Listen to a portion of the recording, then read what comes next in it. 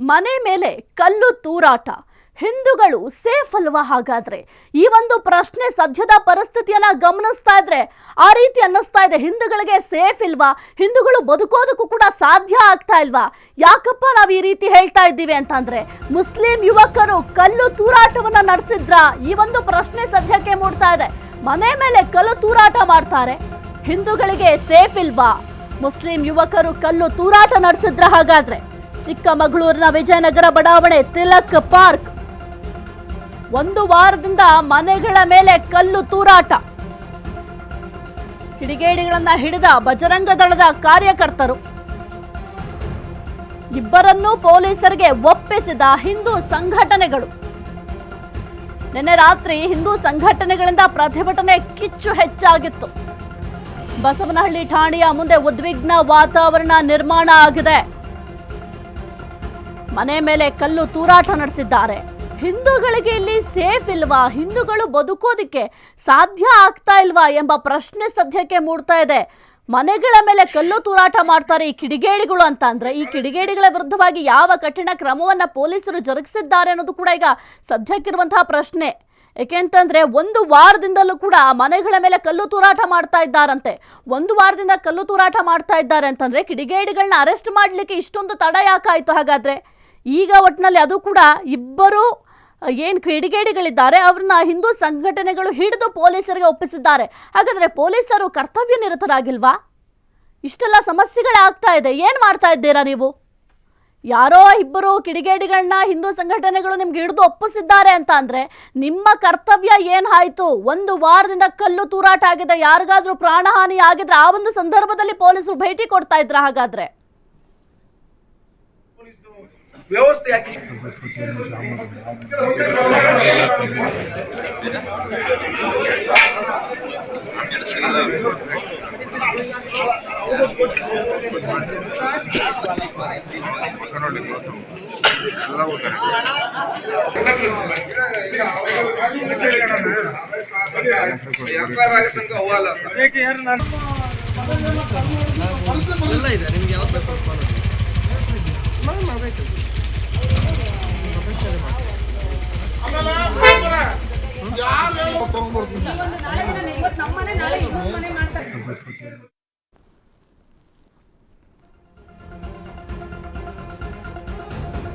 ಕಲ್ಲು ತೂರಾಟ ಆರೋಪದಲ್ಲಿ ಯುವಕರಿಗೆ ಥಳಿತ. ಹಿಂದೂ ಕಾರ್ಯಕರ್ತರ ಮೇಲೆ ಕ್ರಮಕ್ಕೆ ಎಸ್ಡಿಪಿಐ ಒತ್ತಾಯ. ಬಜರಂಗ ದಳದ ಕಾರ್ಯಕರ್ತರ ಮೇಲೆ ಕ್ರಮಕ್ಕೆ ಆಗ್ರಹ. ಮುಸ್ಲಿಮರು ಎಸ್ಡಿಪಿಐ ಮುಖಂಡರಿಂದ ಪ್ರತಿಭಟನೆ. ಎರಡು ಗುಂಪುಗಳನ್ನ ಸಮಾಧಾನಪಡಿಸಲು ಖಾಕಿ ಹರಸಾಹಸವನ್ನ ಪಟ್ಟಿದೆ. ಚಿಕ್ಕಮಗಳೂರಿನ ವಿಜಯನಗರದಲ್ಲಿ ಬಿಗಿ ಬಂದೋಬಸ್ತನ್ನು ಒದಗಿಸಲಾಗಿದೆ. ಆರೋಪ ಪ್ರತ್ಯಾರೋಪ, ಪೊಲೀಸರಿಂದ ತನಿಖೆಯನ್ನ ಚುರುಕುಗೊಳಿಸಲಾಗಿದೆ. ಇನ್ನು ಕಲ್ಲು ತೂರಾಟ ಆರೋಪದಲ್ಲಿ ಯುವಕರಿಗೆ ಥಳಿಸಲಾಗಿದೆ. ಇನ್ನು ಹಿಂದೂ ಕಾರ್ಯಕರ್ತರ ಮೇಲೆ ಕ್ರಮಕ್ಕೆ ಎಸ್ಡಿಪಿಐ ಕೂಡ ಒತ್ತಾಯವನ್ನ ಮಾಡಿದ್ದಾರೆ. ಬಜರಂಗ ದಳದ ಕಾರ್ಯಕರ್ತರ ಮೇಲೆ ಕ್ರಮಕ್ಕೆ ಈಗ ಆಗ್ರಹವನ್ನು ಕೂಡ ಮಾಡಲಾಗಿದೆ. ಎರಡು ಗುಂಪುಗಳನ್ನು ಸಮಾಧಾನಪಡಿಸಲು ಖಾಕಿ ಹರಸಾಹಸವನ್ನ ಪಡುವಂತಹ ಪರಿಸ್ಥಿತಿಯಲ್ಲಿ ನಿರ್ಮಾಣ ಆಗಿತ್ತು. ಇನ್ನು ಆರೋಪ ಪ್ರತ್ಯಾರೋಪ ಹೆಚ್ಚಾಯಿತು. ಪೊಲೀಸರಿಂದ ಸದ್ಯಕ್ಕೆ ತನಿಖೆಯನ್ನು ಕೂಡ ಚುರುಕುಗೊಳಿಸಲಾಗಿದೆ. ಎಸ್ ಕುರಿತು ಹೆಚ್ಚಿನ ಮಾಹಿತಿ ನೀಡ್ತಾರೆ ನಮ್ಮ ಪ್ರತಿನಿಧಿ Ashwini. Ashwini, very good morning. ಸದ್ಯಕ್ಕೆ ಒಂದು ವಾರದಿಂದಲೂ ಕೂಡ ಕಲ್ಲು ತೂರಾಟ ಆಗಿದೆ ಎಂಬ ಆರೋಪ ಕೇಳಿ ಬರ್ತಾ ಇದೆ. ಈಗ ಪೊಲೀಸರು ಕ್ರಮ ತೆಗೆದುಕೊಳ್ತಾ ಇದ್ದಾರೆ, ತನಿಖೆಯನ್ನು ಚುರುಕುಗೊಳಿಸಿದ್ದಾರೆ. ಆದ್ರೆ ಒಂದು ವಾರದಿಂದ ಪೊಲೀಸರು ಏನ್ ಮಾಡ್ತಾ ಇದ್ರು? ಅಲ್ಲಿ ಹಿಂದೂಗಳಿಗೆ ಸೇಫ್ ಇಲ್ವಾ ಎಂಬ ಪ್ರಶ್ನೆ ಕೂಡ ಸದ್ಯಕ್ಕೆ ಮೂಡ್ತಾ ಇದೆ. ಜೊತೆಗೆ ಅಲ್ಲಿ ಸದ್ಯದ ಪರಿಸ್ಥಿತಿ ಯಾವ ರೀತಿ ಇದೆ ಅಶ್ವಿನಿ?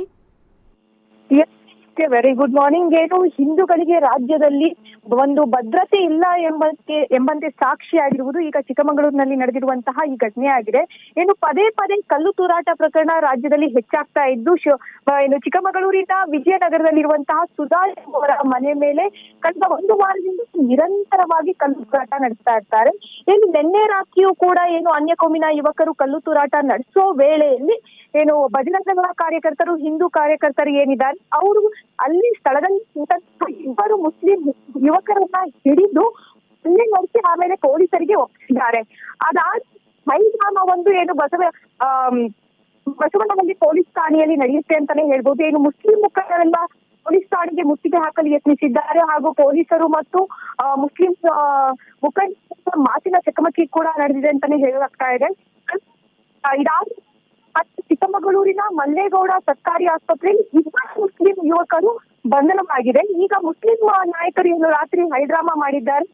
ಹಿಂದೂ ಬಜರಂಗ ಕಾರ್ಯಕರ್ತರ ಮೇಲೆ ದಾಖಲಿಸಬೇಕು ಅಂತ ಪಟ್ಟು ಹಿಡಿದಿದ್ರು. ಇದಾದ ಬಳಿಕ ಪೊಲೀಸರು ಹಿಂದೂ ಮುಖಂಡರು ಹಾಗೂ ಮುಸ್ಲಿಂ ಮುಖಂಡರನ್ನ ಸಮಾಧಾನ ಪಡಿಸಿದ್ದಾರೆ. ಈಗ ಚಿಕ್ಕಮಗಳೂರಿನ ಪರಿಸ್ಥಿತಿ ಉದ್ವಿಗ್ನವಾಗಿದೆ ಅಂತ ಹೇಳ್ಬೋದು. ಅಲ್ಲದೆ ಬೂದಿ ಮುಚ್ಚಿದ ಕೆಂಡದ ರೀತಿ ಇದೆ ಅಂತ ಹೇಳ್ಬೋದಾಗಿದೆ. ಸಾಹಿತ್ಯ ಎಲ್ಲಾ ರೀತಿಯಲ್ಲೂ ತನಿಖೆಯನ್ನ ಸಹ ಪೊಲೀಸರು ಕೈಗೊಂಡಿದ್ದಾರೆ. ಸಾಹಿತ್ಯ. ಓಕೆ, ಥ್ಯಾಂಕ್ ಯು ಅಶ್ವಿನಿ ನಿಮ್ಮೆಲ್ಲ ಮಾಹಿತಿಗಾಗಿ.